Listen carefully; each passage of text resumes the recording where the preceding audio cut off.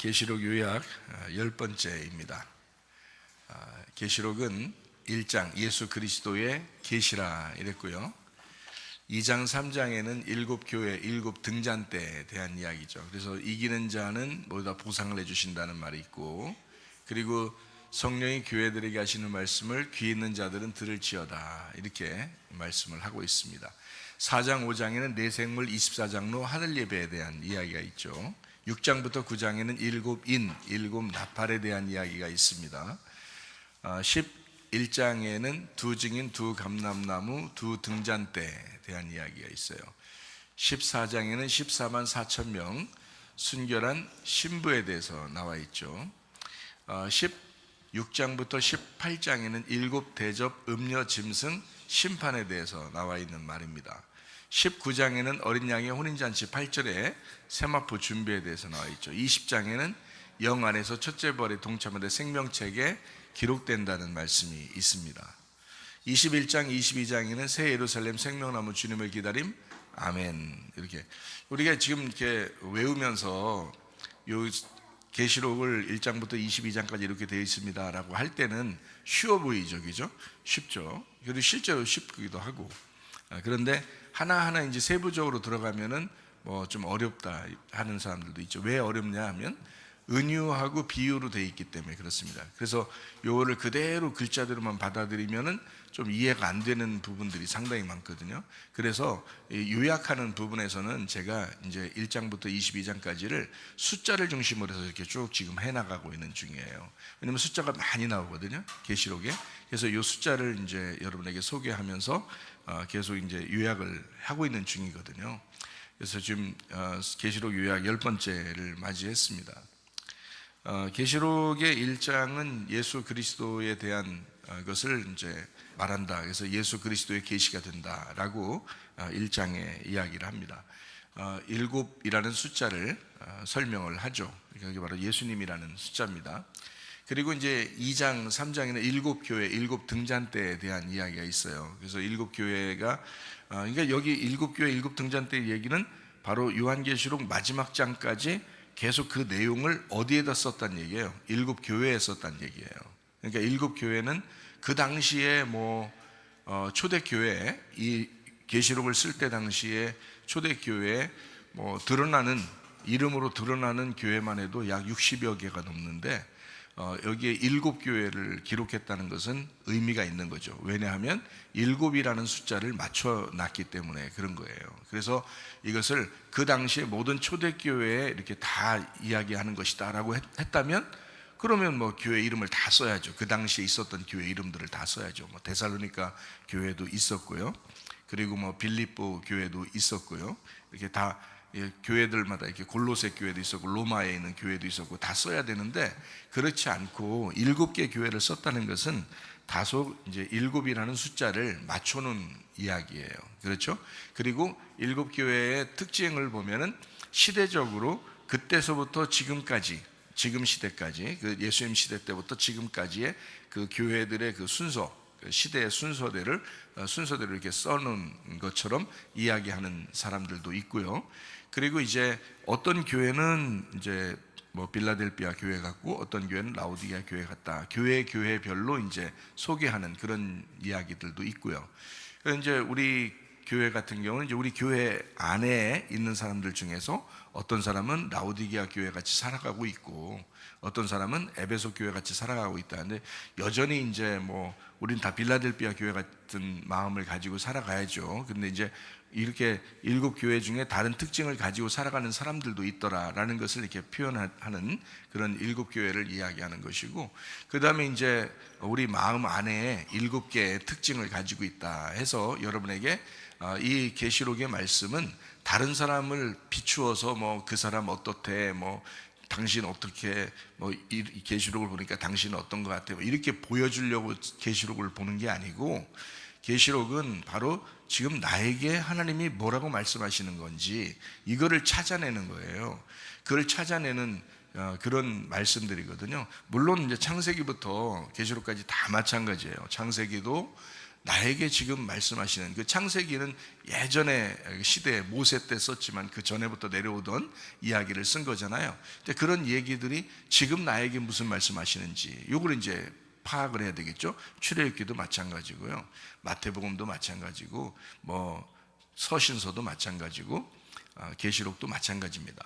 이것이 지금 나에게, 지금 내가 읽는 독자로서, 이것을 읽는 사람으로서 이것을 나에게 하나님께서 뭐라고 말씀하시는지, 그러면 일곱 교회가 내 안에 있구나 라고 해야 이 말씀이 읽혀진다는 거죠. 그래서 일곱 교회의 특징들이 일곱 가지로 나타나 있잖아요. 그런데 사실은 그게 다 우리 속에, 어떨 때는 그런 첫 번째 교회 특징, 어떨 때는 두 번째 교회 특징, 어떨 때는 다섯 번째 교회 특징이 나타나고, 어떤 때는 일곱 번째 교회 특징이 나타나더라. 내 속에서 여전히 난 하나인데 여기서 일곱 개의 특징들이 나타나고 있더라 라는 것을 우리가 보게 되면, 이 성경책이 상당히 나에게 관계가 돼 있고 좋은 이제 내용이 우리에게 쓰여져 있는 거죠. 그러니까 유익하다는 거죠. 말씀을 볼 때 너희가 믿음으로 보게 되면 이 말씀이 너에게 유익할 것이다 라고 해야죠. 이제 이것이 네가 믿음이 너와 하나가 되지 않으면, 이 말씀이 너하고 하나가 합해져 있지 않기 때문에, 믿음이 화합하지 않기 때문에 너에게 유익이 없다는 겁니다. 그러니까 믿음이 화합할 때 이 말씀이 나에게 유익하다는 거예요. 그러니까 이 말씀은 다른 사람에 대한 책이 아니고 나에게 말씀하시는 책이다, 모두 다. 그래서 이 말씀을 오늘 듣는 여러분에겐 또 여러분 자신이 오늘 들리는 저 말씀은 나에게 말씀하시는 말씀이구나, 이렇게 들으시면 은혜가 된다는 거예요. 저는 이제 증거하면서 오늘 이 전달되는 말씀은 또 성령께서 나에게 말씀하시는 내용이다, 이렇게 이야기를 이제 생각을 하면서 여러분에게 말씀을 증거하는 거죠. 그러니까 일곱이라고 하는 숫자는 예수님이라고 하는 숫자를 우리에게 소개하고 있습니다. 그래서 일곱 교회 특징에 대해서 여러분이 아시면, 바로 계시록의 전체가 그 일곱 교회에게 쓴 것이다, 바로 누구에게 쓴 것이다? 나에게 쓴 것이다, 이렇게 볼 수가 있는 내용이죠. 성경책이요. 4장 5장에는 내생물 24장로 하늘 예배에 대한 이야기가 있어요. 그러니까 땅의 예배가 아니고 하늘 예배다라고 했죠. 그래서 내생물과 24장로는 다 어디에 해당하는 부분이다? 예루살렘 성의 성전에 대해 해당하는 부분이다. 그 광야에서는 성막에 해당하는 부분이고, 그 성막은 예수 그리스도의 육체를 의미하는 것이고요, 예수님, 하늘에서 이 땅에 내려오신 예수님을 의미하는 거고, 그리고 이제 그 안에 있는 우리들, 그 예수님 안에서 봉사하며 섬기는 자들의 예배를 얘기하는 것이니까, 이거는 이 세상에 있는 땅하고 구분된 성막 성전이잖아요. 예수 그리스도란 말이죠. 그래서 하늘 예배라 이렇게 말하는 거예요. 여러분이 우리 교회에 나오셨잖아요. 그러면 세상을 떠나서 교회에 이렇게 오신 거란 말이에요. 그러면 이게 구분된 거죠. 세상과 구분됐잖아요. 이걸 하늘 예배라 이렇게 말하는 거예요. 물론 하늘나라에 올라가서 예배도 있고 거기 영적인 예배도 있겠죠. 그 예배를 말하지만, 지금 여기에서도 교회 예배를 바로 하늘 예배다, 이렇게 볼 수 있는 거예요. 내생물 24장로 하늘 예배. 그래서 복음으로 예수 그리스도가 이 땅에 복음이 전달되는 그 내생물 24장로, 하나님의 영, 그 안에서 우리가 하늘의 예배를 드리고 있다, 이렇게 보면 이 4장 5장의 내용을 우리가 이제 파악할 수가 있습니다. 4장 5장이 내생물 24장로 하늘 예배죠. 6장은 어떻게 되어 있냐면, 이제 환란이 시작됩니다. 그러니까 일곱 나팔이 이제 시작되는, 일곱 인이 시작되는 그런 장면들인데요. 계시록 6장은 스가랴 6장하고 같다고 그랬죠. 그리고 베드로후서 3장하고 같고요. 그리고 사도행전 2장하고 같습니다. 그것은 요엘서 2장에 나와 있는 얘기를 사도행전 2장에서 이루어진 사건입니다. 그러니까 성경은 따로 떨어진 내용이 아니라 구약과 신약이 연결되어 있다, 상호 보완되어 있어서요, 이게 같은 내용들을 설명해 주고 있다라는 것을 의미합니다. 다시 말하면 이런 일곱 인에 대해서 왜 제가 이것을 사도행전 2장하고 요엘서 2장하고 연결시켜서 여러분에게 이야기를 하냐면, 베드로후서 3장하고요, 왜 이렇게 연결시켜 얘기하냐면, 바로 나에게 지금 역사하시는 하나님, 근데 분명히 일곱 인의 재앙이 내려온다는 거죠. 일곱 인의 재앙이 내려오는 거를 왜 거기에서는 사도행전 2장에 오순절 성령 충만이 이루어지는 날에 그 비유를 설명했을까라는 거예요. 그러면 이게 이제 이런 거죠. 재앙이 내려왔다는 것은 재앙으로 말미암아 내가 영원히 멸망당하기를 원하는 게 아니라 나를 파괴하고 나를 멸망시키는 목적이 있다는 거예요. 어떤 목적이냐면 성령님이 오시는 목적이에요. 성령님이 오셔서 성령님 오시면 내가 회개하게 되잖아요. 회개하고 성령님 오셔요. 그래서 회개하는 것과 구원받는 것과 성령님 오시는 것은 같은 거란 말이에요. 이렇게 오면은 내가 회개하죠. 전혀 내가 예전의 사람이 아닌 거예요. 그렇죠? 회개하면서 전혀 내가 예전의 사람이 아닌 거, 그걸 회개라고 그러는 거거든요. 그걸 회개라고 그러면 그게 구원인 거예요. 그러니까 회개와 구원은 같은 거란 말이죠. 그러면 성령 받는 것도 같은 거란 말이에요. 그러면 회개하지 않으면 구원받지 못했고 구원받지 못한 건 성령이 안 왔다는 얘기예요. 심각한 얘기잖아요. 그래서 오순절 성령 충만이 임하는 것은 나의 멸망을 가져온다. 나의 파괴를 가져온다. 그날이 나의 재앙의 날이다. 그러니까 나의 종말을 맞이하는 날, 나는 회개가 일어나는 날이고 구원을 받는 날이고 성령 충만한 날이다. 그날이 내가 끝장나는 날이다. 전혀 예전의 내가 아니다. 이걸 진짜 회개라고 그렇게 말하는 거예요. 그러니까 어설프게 회개하면 또 그러고 계속 그러잖아요. 왜 그러냐면 인간이니까 자꾸 이 땅으로 돌아가는 습성이 있단 말이에요. 그러니까 사람이요, 땅으로 돌아가려고 하는 습성이 있어요. 그래서 자기도 모르게 벗어나려고 하는데 또 돌아가는 이런 습성이 있단 말이에요. 그거를 끊어내면서 우리가 빠져나온다는 것은 보통 구원받지 못해서는 안 되잖아요. 그게, 그죠? 보통 회개하지 않고서는 안 되는 거예요. 왜 그러냐면 성경에 말하는 회개, 구원, 성령 충만이라는 건요, 뭘로 표현한 거냐면 born again, be born again 이래요. 그러니까 무슨 말이냐면 다시 태어났다는 말입니다. 다시 태어났다. 예, 그걸 거듭났다 그렇게 말해요.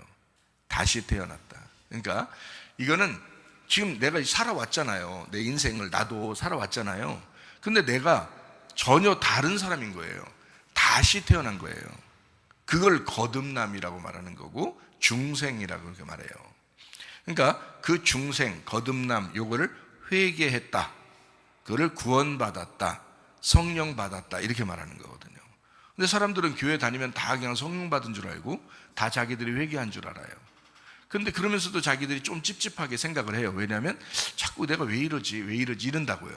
왜 이러지가 아니라 회개가 안 됐기 때문에 그런 겁니다.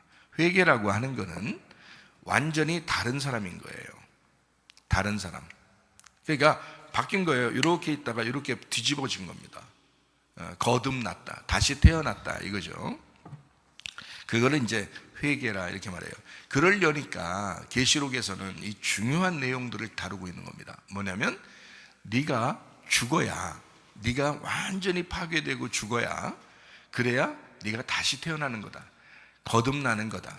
네가 성령 받는 거다 라고 하는 거를 일곱 인, 일곱 나팔, 일곱 대접을 통해서 설명해 주려고 한 거예요. 그러다 보니까 계시록 6장이 스가랴 6장의 종말과 그리고 요엘서 2장의 종말과 또 사도행전 2장에 그 우리에게 종말이 일어난 그 성령 충만이 일어난 완전히 다른 인생을 살아갈 수밖에 없는 오순절의 성령 충만으로 사도행전 2장을 설명해 놨다고요. 그리고 그것을 뭐라고 표현하냐면 베드로후서 3장에서는 우리의 초등학문, 네가 예전에 알고 있었던 그 얄팍한 지식들, 네가 얄팍하게 교회 다니면 그냥 뭐 되겠지, 뭐 말씀 좀 들었고 내가 성경도 좀 읽었고 성경도 배웠고 뭐 이랬으니까 좀 이렇게 살면 되겠지 하는 그 얄팍한 지식들이 있다고요. 그런 것들이 깨지는 겁니다. 그게 깨지는 게 성령 받은 사람이죠. 그죠? 그러니까 초등학문이 깨지는 거예요. 초등 지식이요. 초등 지식이 깨지는 겁니다. 그리고 이제 고등 지식을 받는 거예요. 그러니까 땅의 지식에서 벗어나서 하늘의 지식을 받는 거예요. 그러려니까 내가 먼저 깨져야죠. 그죠? 내가 깨진 만큼 예수님이 들어오신다 그랬죠? 내가 깨진 만큼 예수님을 차지하는 거예요. 그래서 우리가 구하라, 찾으라, 두드려라. 뭐 다른 거 구하라고 안 했어요, 성경에.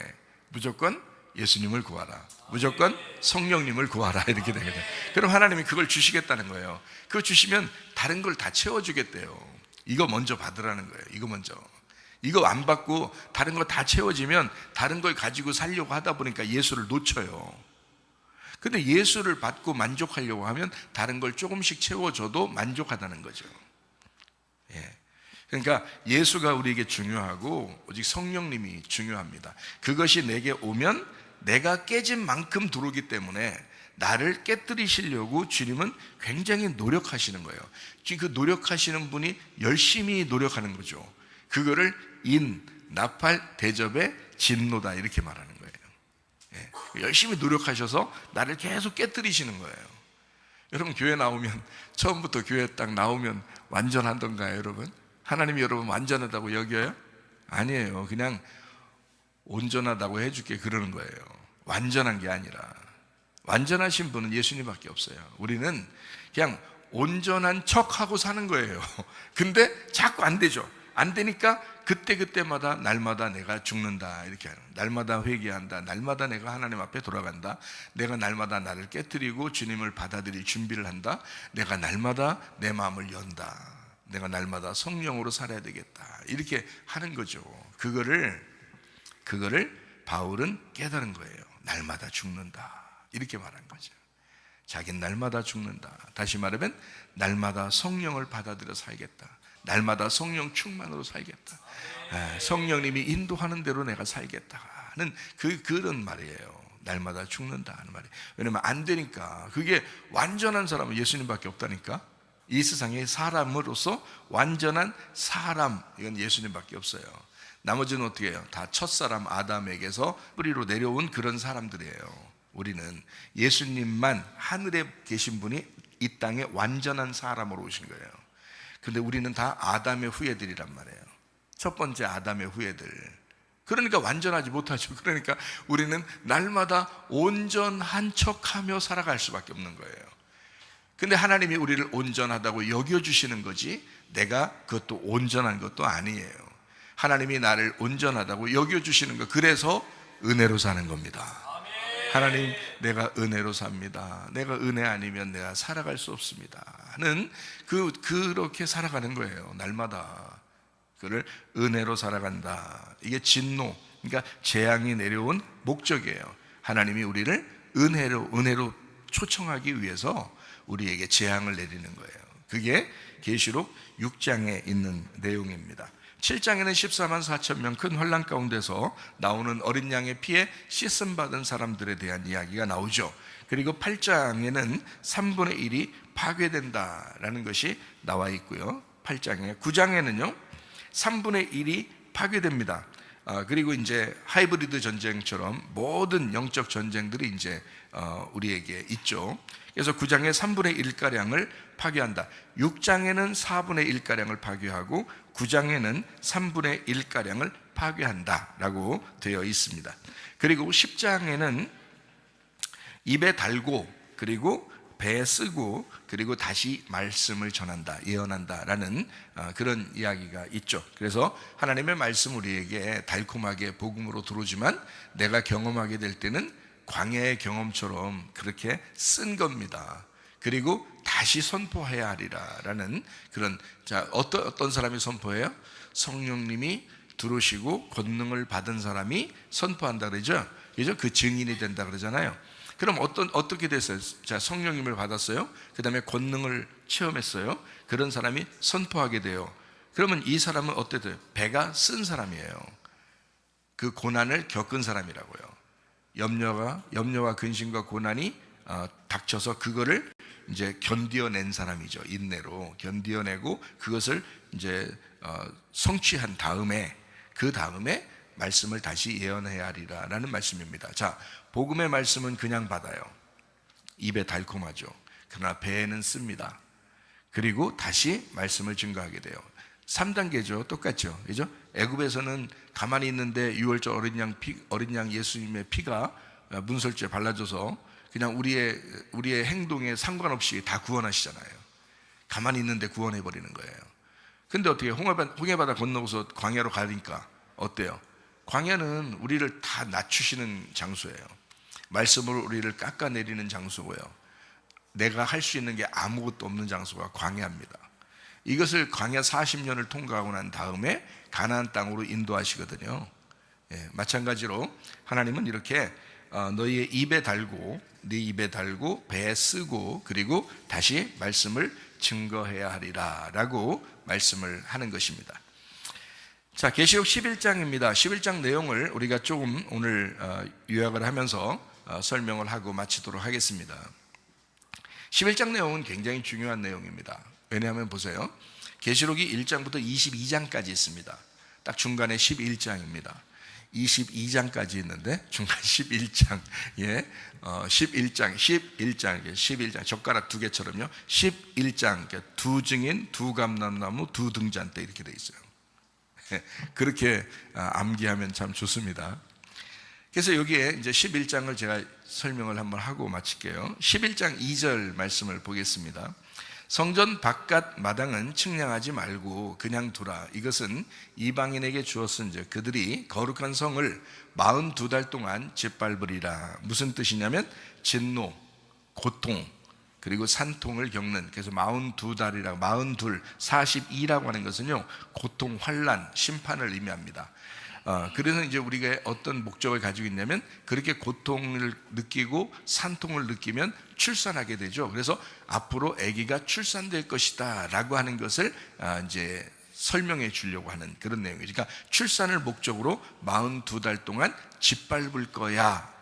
그러니까 너에게 고통이 따를 거야, 심판이 올 거야 라는 그런 말이죠. 42달. 그러니까 42이라는 42만 이렇게 놔도 환난, 핍박, 고난, 심판이라는 걸 금방 깨달아야 돼요. 고통스럽다는 것을.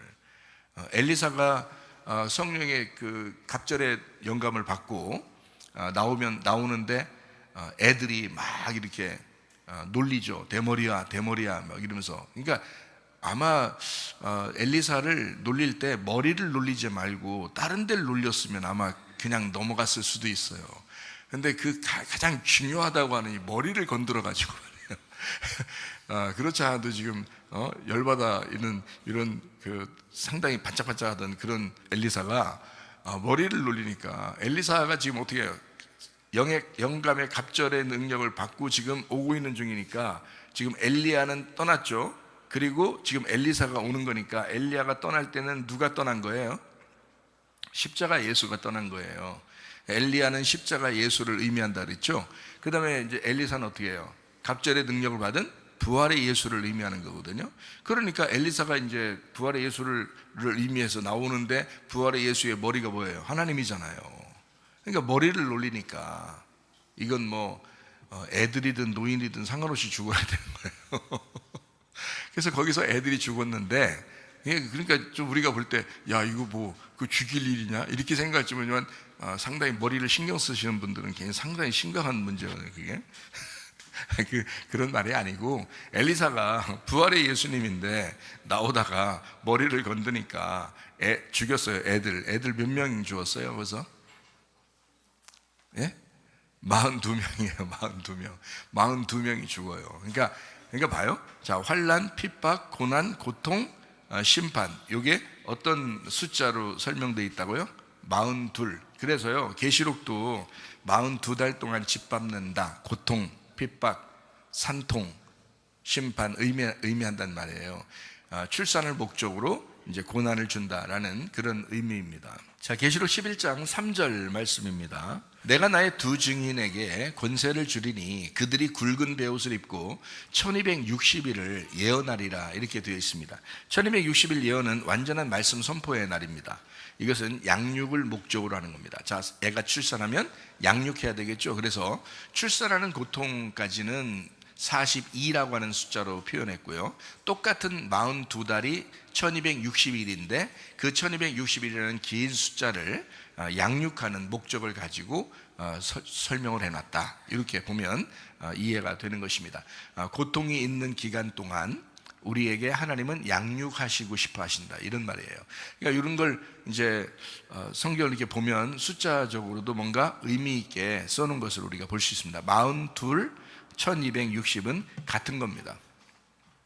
11장 4절 말씀입니다. 그들은 이 땅에 주 앞에 서 있는 두 감람나무와 두 촛대니라고 되어 있습니다. 두 감람나무 두 촛대니까 두 감람나무는 왕이면서 제사장을 의미하거든요. 두 촛대라고 하는 것은 두 개의 교회를 의미하는 겁니다. 그렇죠? 그러니까 왕이며 제사장이 있고요. 그 다음에 두 개의 교회가 있다는 거죠. 그러면 증거하는 교회를 두 개의 촛대라고 하고요. 그게 두 교회라고 그러고, 그리고 두 명이 아니라 둘의 감람나무니까 왕과 제사장을 가진 하나의 왕이면서 제사장이다. 그러니까 이걸 누구냐면 어린 양 대신 예수님이란 말이에요. 어린 양 대신 예수님하고 그리고 증인되는 교회를 의미한다. 이렇게 보면 딱 이제 두 감람나무 두 촛대가 두 개, 네 개 이렇게 말하는 게 아니라는 걸 알 수 있겠죠. 이렇게 딱 보니까요. 자, 그래서 이거를 한번 설명을 한번 해볼게요. 스가랴 3장에는 여호수아에 대한 이야기가 나옵니다. 스가랴 4장에는 스룹바벨에 대한 이야기가 나옵니다. 이게 이제 두 감람나무에 대한 이야기를 설명하고 있는 내용들이거든요. 자, 스가랴 4장 3절 보겠습니다. 그 등잔대 곁에 두 감람나무가 있는데 하나는 기름 그릇 오른쪽에 있고 하나는 왼쪽에 있나이다. 두 감람나무가 나타나요. 자, 4장 14절 말씀입니다. 이르되 이는 기름 부음 받은 자 둘이니 온 세상의 주 앞에 서 있는 자니라 하더라. 자, 이게 어디에 나와 있는 말이에요? 계시록 11장에 나와 있는 말이잖아요. 그렇죠? 그러니까 지금 스가랴 4장에 나와 있는 이 기름 부음 받은 자 두 명은 계시록 11장에 다시 설명하고 있는 거예요. 그럼 이 스가랴 4장에 나오는 두 명은 어떤 사람이냐? 누구를 얘기하는 거냐? 학개서 2장 2절입니다. 너는 스알데엘의 아들 유다 총독 스룹바벨과 여호사닥의 아들 대제사장 여호수아와 남은 백성에게 말하여 이르라. 여기 여호수아는 그 당시 유다 총독 스룹바벨이 있는 때의 대제사장을 말하는 거예요. 모세 다음에 있는 대제사장 여호수아를 얘기하는 게 아닙니다. 여기는 유다 총독 스룹바벨과 함께 있는 여호사닥의 아들 대제사장 여호수아 이렇게 돼 있습니다. 그러니까 하나는 총독이에요. 총독 왕이죠. 하나는 대제사장이란 말이죠. 이렇게 두 개가 있다 이렇게 얘기하죠. 학개서 2장 4절 말씀입니다. 그러나 여호와가 이르노라 스룹바벨아 스스로 굳세게 할지어다. 여호사닥의 아들 대제사장 여호수아야 스스로 굳세게 할지어다. 여호와의 말이니라. 이 땅 모든 백성아 스스로 굳세게 하여 일할지어다. 내가 너희와 함께하노라. 만군의 여호와의 말이니라. 자, 여기에 두 명을 이제 이야기하죠. 그죠? 하나는 왕이고 하나는 제사장이다. 이렇게. 그러니까 이 둘이 두 명을 지금 설명하지만 사실은 예수님 한 분을 소개하려고 하는 거거든요. 그래서 이거를 신약에서는 예수님으로 소개하지만 구약에서는 두 명으로 나타내야 돼요. 그게 이제 출애굽기 4장 16절 봅니다. 그가 너를 대신하여 백성에게 말할 것이니 그는 네 입을 대신할 것이요 너는 그에게 하나님같이 되리라. 누굴 얘기하는 거냐면요, 자, 모세하고 아론을 얘기하는 겁니다. 그래서 아론의 하나님 같은 분이 모세가 되는 거예요. 아론의 하나님 같은 분. 그러니까 모세는 왕이 되는 거고요, 아론은 제사장이 되는 겁니다. 이렇게. 그래서 그 둘이 둘은 이제 한 짝이에요. 둘이 나누어지면 둘인데 여기 하나면 하는 짝이 되는 거예요. 그래서 모세와 아론이 같이 일을 하죠. 그죠? 하나님의 일을 할 때. 자, 출애굽기 7장 1절 말씀입니다. 여호와께서 모세에게 이르시되 볼지어다 내가 너를 바로에게 신같이 되게 하였은즉 네 형 아론은 네 대언자가 되리라. 그래서 모세와 아론, 그래서 모세는 특별히 이제 하나님처럼 되는, 그러니까 세상에서도 하나님처럼 되는, 그리고 아론에게도 하나님처럼 되는 사람이다. 이렇게 만들어 놨다는 겁니다. 왕으로 만들어 놓은 거예요, 모세를.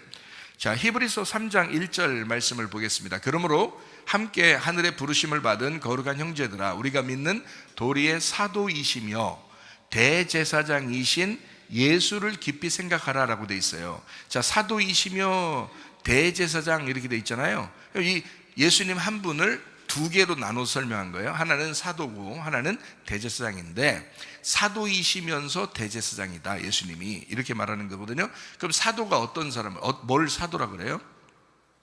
사도를 보냄을 받은 자, 이걸 사도라 그래요. 보냄을 받은 자. 자, 그러면은 하나님께서 사람을 선택해서 이스라엘 백성들에게 애굽에 보낸 자가 있어요. 누구죠? 모세죠. 그죠? 모세, 그리고 보냈죠. 그리고 거기에 원래 살고 있던 백성들하고 같이 살고 있던 사람 중에서 제사장을 하나 만들었어요. 그게 아론입니다. 그러니까 하나님이 여기서 이 시내산에서 하나님이 모세를 불러가지고 이스라엘 백성들에게 보내는 자가 사도란 말이에요. 보냈다 이 말이에요. 사도다 이 말이에요. 그리고 거기에 제사장, 대제사장을 아론을 만들어서 이 사도면서 대제사장 이렇게 됐어요. 그래서 모세와 아론이 이렇게 된 거거든요. 그게 이제 히브리 3장 1절 말씀에는 예수님이 그분이다. 그러니까 모세와 아론이다 이 말이에요. 예수님이 모세 같은 사도면서 그러면서 제사장이신 아론 같은 분이다. 이렇게 얘기하는 겁니다. 그래서 사도와 대제사장이신 예수님을 깊이 생각해야 된다라고 말씀하는 겁니다. 그러니까 여기서 말하는 사도는 뭐 12제자 사도, 12사도 이런 얘기가 아니에요. 하나님으로부터 보냄을 받은 자를 얘기하는 겁니다. 그게 예수님이다. 보냄을 받았잖아요. 그래서 보내준 하나님이 보내서 보냄 받아가지고 이렇게 왔다. 모세처럼 이렇게 오게 됐다 이 말이죠. 이스라엘 백성들을 구원하러 모세가 오게 됐죠. 하나님이 보내가지고요. 예수님이 인류를 구원하기 위해서, 우리를 구원하기 위해서 하늘에서 이 땅에 내려오셨죠. 보내지셨죠. 그죠? 사도란 말이에요. 그렇게 보냈다. 예수님, 12제자들은 또 12사도라고 그러죠. 왜 그러냐면 예수님이 보낸다 그럴 때 12사도 이렇게 말하는 거예요. 12사도는 예수님이 또 보낸다 이렇게 하잖아요. 그죠?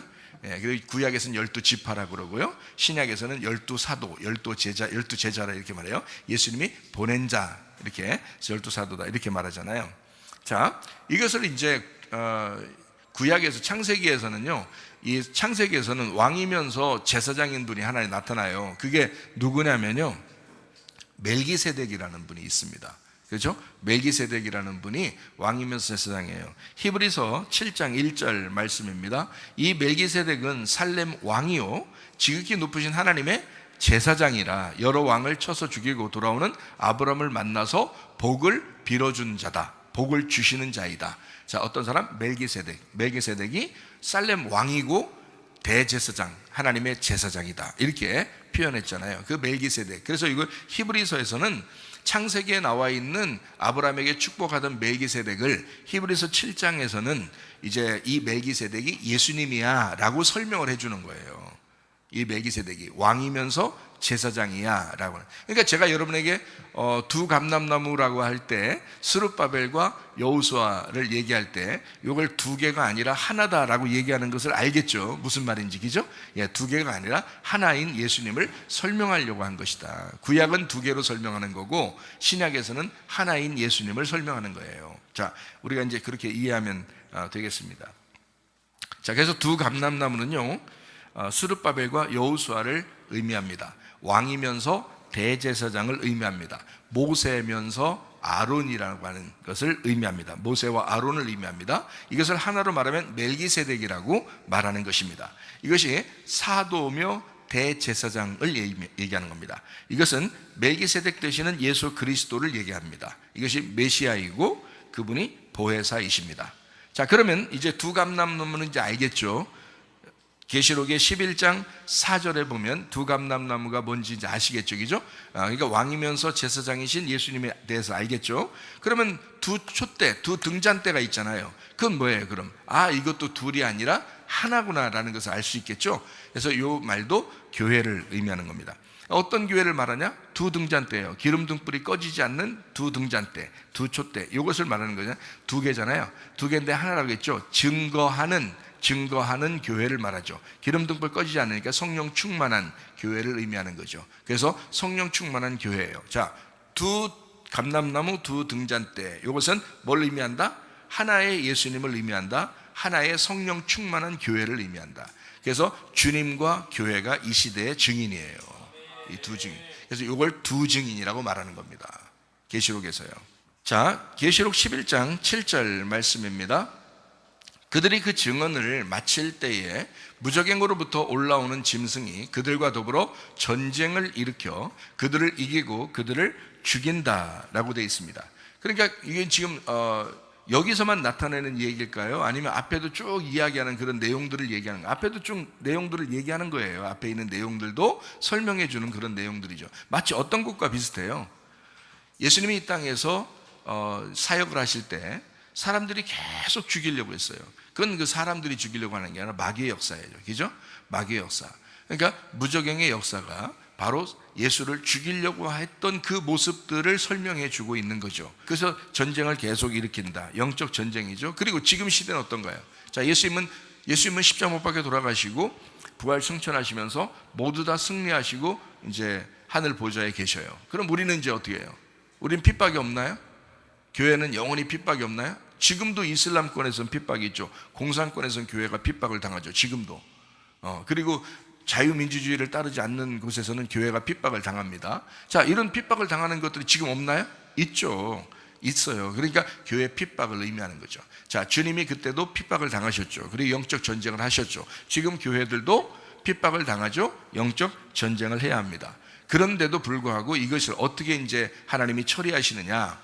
그 교회가 핍박당하고 죽임당한다. 그런데 부활할 것이다 라고 하는 것이 이제 11장의 내용들이에요. 그러니까 주님에게서 해당되는 말이기도 하지만 주님은 바로 우리 교회와 함께 하시는 주님의 교회를 얘기하는 거죠. 지금. 그래서 교회의 핍박, 그리고 교회가 늘 영적 전쟁함으로 날마다. 그러면 이제 교회니까 우리 교회를 얘기한다, 또는 세상에 있는 교회를 얘기한다, 이렇게도 얘기할 수 있겠지만 나를 얘기할 수도 있죠. 그죠? 내 속에서 영적 전쟁이 일어나고 있다. 내 속에서 늘 마귀는 나를 죽이려고 한다. 그죠? 내 속에서. 그러니까 나를 죽이면 끝나는 거잖아요. 여러분, 내가 뭐예요? 별거 아닌 것 같아도, 여러분 자신들이 여기 앉아 있어서 별거 아닌 것 같아도, 여러분 뭐예요? 내가 뭘까? 우주예요. 온 우주가 바로 나라고요. 이거 뭐 다른 종교에서도 그런 얘기 하더구만. 자기가 우주라고. 또 이름도 우주라는 애가 있더라고, 어떤 애는.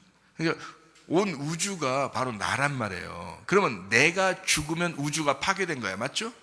내가 죽으면 우주가 파괴된 거야. 내가 핍박을 당하면 온 교회가 핍박당하는 거예요. 그죠? 그러니까 나를 핍박하기 위해서, 나를 없애기 위해서 계속 끊임없이 마귀는 나를 공격할 것이다 라는 거죠. 그러니까 주님은 우리에게 두 증인이 되시고 교회가 두 증인이 된다는 거예요. 그래서 주님과 교회가 증거를 하는데 여전히 기독교는 핍박을 당하고 있다, 이런 얘기입니다.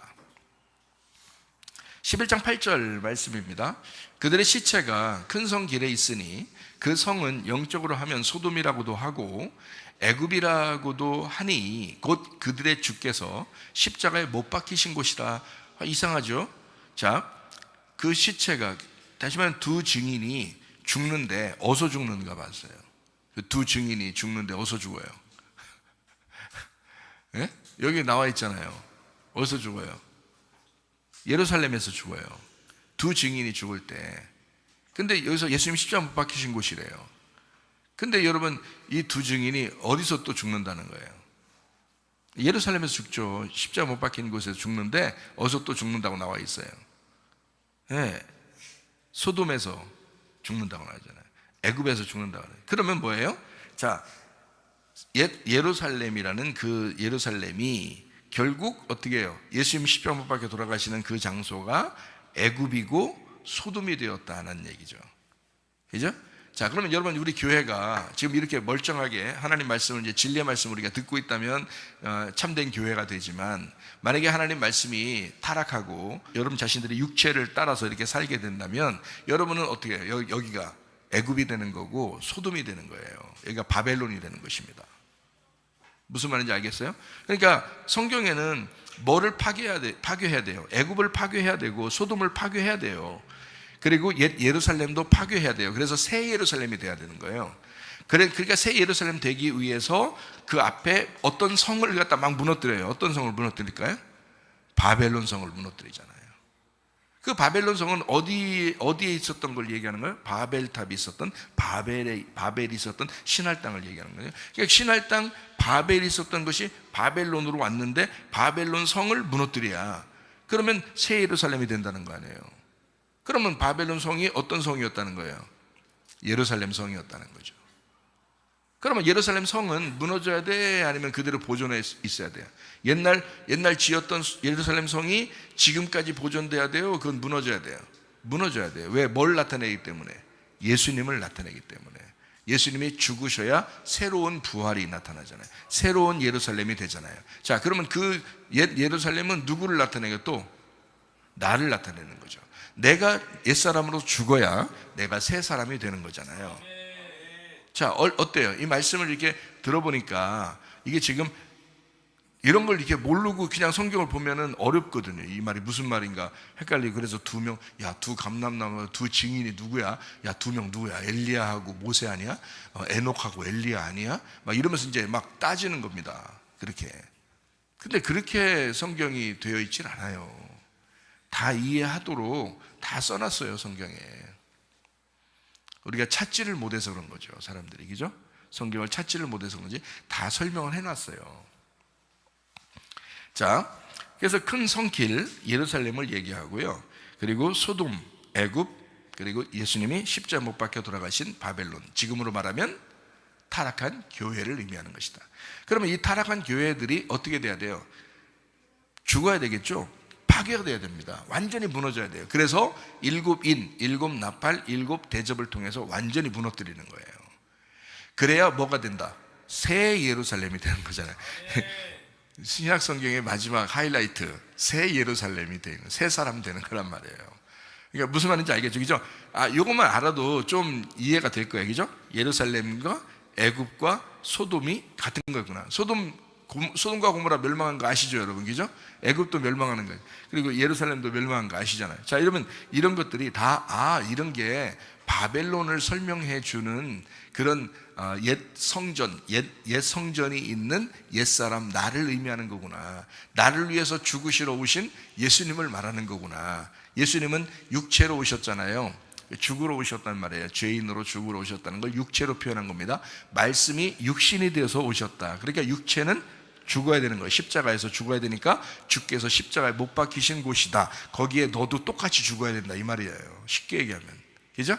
거기에 너도 그 자리에 가서 죽어 있어야 된다, 이거죠. 그 죽음이 있는 곳이다 라는 그런 거죠. 자, 11장 9절 말씀입니다. 백성들과 족속과 방언과 나라 중에서 사람들이 그 시체를 사흘 반 동안을 보며 무덤에 장사하지 못하게 하리로다 라고 되어 있습니다. 그러면 사흘 반이라고 하는 게 좀 있어야 되잖아요. 죽음의 상태를 사흘 반 이렇게 봐야 되잖아요. 그러면 사흘 반이라는 건 여러분이 잘 알듯이 사흘 반은 3년 반입니다. 3년 반은 1260일이고 1260일은 42달이에요. 그러니까 이게 한 달이 30일로 계산해서 42달이 1260일, 그리고 이것을 연수로 횟수로 따지면 3년 반이에요. 이 3년 반을 일수로 따지면 3일 반으로 나온 것입니다. 그러면 예수님이 여러분 십자가 못 박혀 돌아가셨다가 부활하신 것이 며칠 만에 부활하셨어요? 3일 만에 부활하시죠. 3일 반 만에 부활하시다 이렇게 말 안 하잖아요. 그죠? 그러니까 여기는 예수님의 부활이라고 하는 부활과 비슷하게 지금 증인들을 지금 죽어 있는 상태가 3일 반, 그리고 3일 반 만에 부활해야 된다는 것을 설명하려고 하는 거거든요.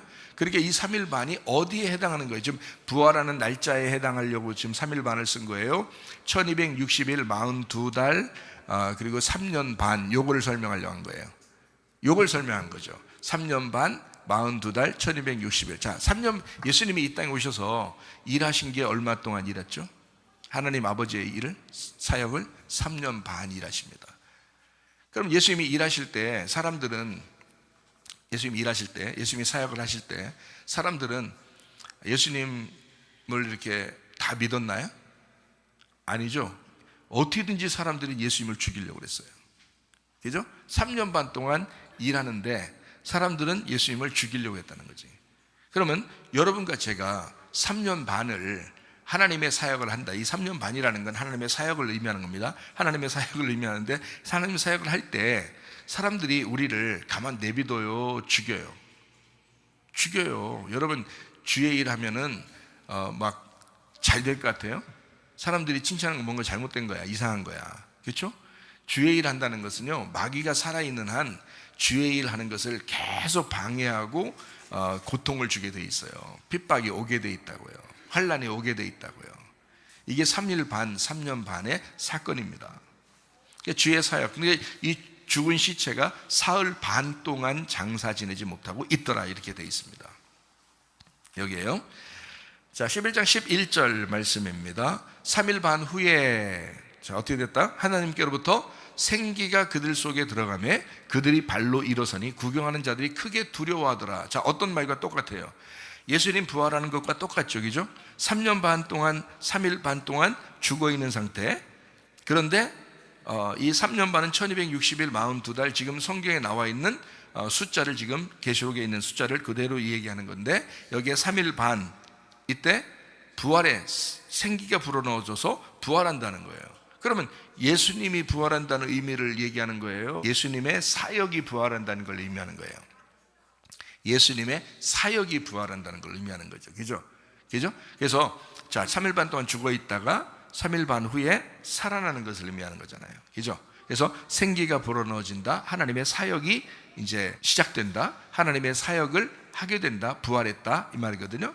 그러면 여기서 이렇게 나와 있죠. 11장 12절 말씀입니다. 하늘로부터 큰 음성이 있어 이리로 올라오라 함을 그들이 듣고 구름을 타고 하늘로 올라가니 그들의 원수들도 구경하더라. 이렇게 되어 있습니다.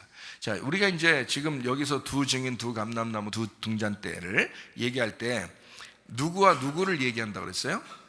그리스도와 교회를 설명한다 그랬잖아요. 그리스도와 교회. 그러니까 하나는 그리스도를 설명하는 거고 하나는 교회를 설명하는 거란 말이에요, 여러분에게. 자, 구름 타고 승천하셨다. 주님도 구름 타고 승천하셨죠. 우리도 구름 타고 올라가는 거죠. 그럼 예수님이 구름 타고 올라갔다라고 하는 것을 우리가 생각을 해보고, 그리고서 사도행전 1장을 한번 보겠어요. 사도행전 1장 8절부터 11절까지 말씀입니다. 오직 성령이 너에게 임하시면 너희가 권능을 받고 예루살렘과 온 유대와 사마리아 땅까지 이르러 내 증인이 되리라 하시니라. 이 말씀을 마치시고 그들이 보는데 올려져 가시니 구름이 그를 가리어 보이지 않게 하더라. 올라가실 때에 제자들이 자세히 하늘을 쳐다보는데 흰옷 입은 두 사람이 그들 곁에 서서 이르되 갈릴리 사람들아 어찌하여 서서 하늘을 쳐다보느냐. 너희 가운데서 하늘로 올려주신 이 예수는 하늘로 가심을 본 그대로 오시리라 하였느니라 라고 되어 있습니다. 자, 올라갈 때 뭐 타고 올라가셨다고요? 우리는 자동차 타고 이렇게 가고 싶고 비행기 타고 가고 싶지만 예수님은 구름 타고 올라가시죠? 올라가시는데 누가 있었다고? 여기에 두 명의 천사가 있었다고, 그죠? 두 명의 천사가 같이 있었다고요. 그렇게 지금 설명하고 있어요. 데살로니가 후서 1장 7절 말씀입니다. 환난을 받는 너희에게는 우리와 함께 안식으로 갚으시는 것이 하나님의 공의시니 주 예수께서 자기의 능력의 천사들과 함께 하늘로부터 불꽃 가운데에 나타나실 때에 라고 되어 있습니다. 그러면 예수님은 지금 구름 타고 올라갔다고 해놓고 지금 누구와 함께 온다는 거예요? 천사와 같이 온다 했잖아요. 그러니까 올라가는 것도 천사와 같이, 그리고 내려오는 것도 천사와 같이, 이렇게 되죠, 그죠?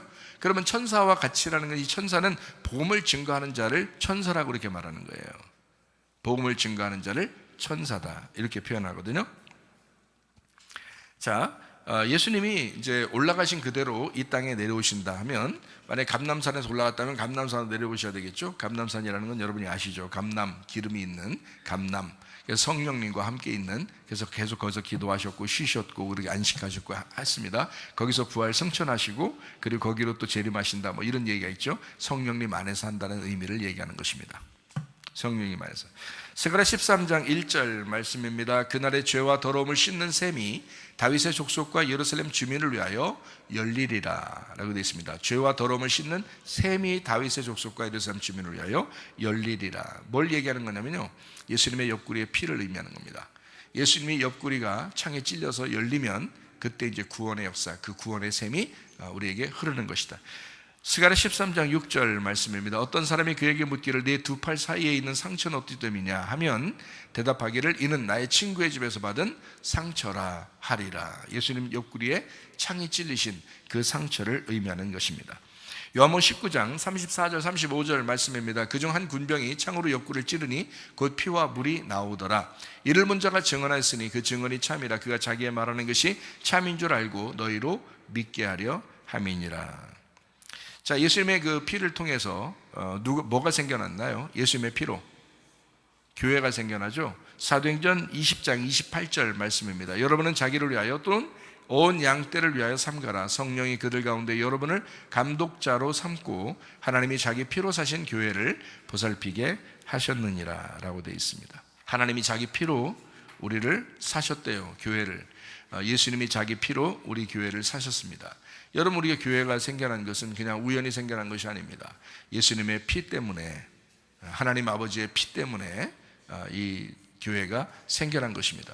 그러므로 교회를 위해서 충성한다고 하는 것은요, 바로 주님의 피를 위해서 살아가는 것을 의미하는 거고요, 어린 양 예수를 생각하면서 살아가는 것을 의미합니다. 그러므로 교회를 깊이 사랑하다가 주님 만나시기를 바랍니다. 이렇게 우리가 예수님의 그 부활 승천, 그리고 주님이 이 땅에 다시 내려오시는, 뭘 만드시려고요? 교회입니다. 교회를 만드시려고요. 그러면 교회는 어떻게 돼야 되나요? 요한복음 14장 20절 말씀입니다. 그날에는 이라는 말은 어떤 날이에요? 부활의 날에는, 재림의 날에는, 회개의 날에는, 구원의 날에는, 성령 충만 받은 날에는, 교회가 세워지는 그날에는, 은혜의 날에는, 이 말입니다. 그날에는 내가 아버지 안에, 너희가 내 안에, 내가 너희 안에 있는 것을 너희가 알게 될 것이다 라는 그런 말씀입니다. 요한계시록 21장 22절 말씀이죠. 성 안에서 내가 성전을 보지 못하였으니 이는 주 하나님 곧 전능하신 이와 및 어린 양이 그 성전이 되심이라. 성전과 성이 하나가 되었다, 이렇게 됐잖아요. 서로 하나 되었다. 그날에 그런 일이 벌어진다. 여러분, 주님과 하나 되지 않으면요, 여전히 나는 육체로 살아갈 수밖에 없어요. 그러나 주님과 하나 되면 말씀으로 살아갈 수 있습니다. 그러니까 우리가 육체로 살아갈 거냐, 아니면 말씀으로 살아갈 거냐. 여러분, 성은 주님께서 순식간에 파괴시켜 버릴 것입니다. 왜 파괴시키느냐? 우리를 새롭게 만들기 위해서요. 그리스도와 하나 되게 만들기 위해서요. 그리스도와 떨어진 우리가 파괴되면 주님께 다시 돌아갈 수밖에 없어요. 그것을 회개다. 그러니까 회개의 날이다. 그러니까 죽어야 된다. 다른 방법이 없어요. 여러분, 교회 다니면서 늘 우리가 복음이 뭐라고 그래요? 십자가와 부활이라고 그러죠. 십자가의 죽음이 없이 부활할 수가 없어요. 그러므로 여러분에게 또 이렇게 얘기하고 또 이렇게 얘기하고 또 이렇게 얘기합니다. 뭐냐면 예수님의 그 십자가를, 그 어린 양 예수님을 꽉 붙들고 살아라. 너희가 죽어야, 너는 죽기만 해라. 그러면 하나님이 너를 살리실 것이다. 너는 죽기만 해라. 그러면 하나님이 살리실 것이다. 날마다 죽는 우리들, 날마다 그리스도 예수와 사는 우리들. 그래서 우리 교회가 부활의 날에, 그 주님의 날에 주님과 하나 된 삶을 살다가 주님 만나시기를 바랍니다. 우리 한번 기도하겠습니다. 한 목소리로 기도합니다. 하나님, 옛사람이 내가 다 무너지고 새 사람이 되어 살게 하옵소서. 그리스도 예수의 사람으로 내가 살게 하옵소서. 주님의 증인으로 살다가 주님 만나게 하옵소서. 기도합니다. 우리 하나님 아버지 인도하시고 사랑하심을 감사합니다. 하나님 아버지여, 그리스도 예수 안에서 참된 증인으로 살다가 주님 만나게 하옵소서. 비염은 떠나갈지어다, 아토피 떠나갈지어다, 위장병 떠나갈지어다, 어지럼증 사라질지어다, 두통은 사라질지어다, 류마티스 관절 떠나갈지어다, 어깨 통증 사라질지어다, 허리 디스크, 목 디스크 떠나갈지어다, 심장병 온전해질지어다, 각종 종양 암돌이 떠나갈지어다, 감기 몸살 온전해질지어다, 협착증 사라질지어다, 건선피부 온전해질지어다, 이명은 사라질지어다, 장염혈증은 온전해질지어다, 식도염 사라질지어다, 유력에서 떠나갈지어다, 우울증, 불면증, 환자의 두려움, 불안, 초조 다 떠나갈지어다, 음란, 거짓, 도둑질, 미움, 욕심은 다 떠나갈지어다. 하나님, 그리스도 예수 안에 성령 받고 능력 받아 아버지 주님의 증인으로 살다가 주님 만나게 도와주시옵소서. 하나님, 참된 예배자 되게 하옵소서. 참된 증인이 되게 도와주시옵소서. 그리스도 예수만 꽉 붙잡고 살게 하옵소서. 주 예수만 구하고 주 예수만 찾고 주 예수만 두드리게 도와주옵소서. 예수님 귀하신 이름 받들어 기도 올려옵나이다. 아멘. 주님 감사합니다. 우리 하나님 아버지 함께 하시고 사랑하심을 감사합니다. 우리 하나님.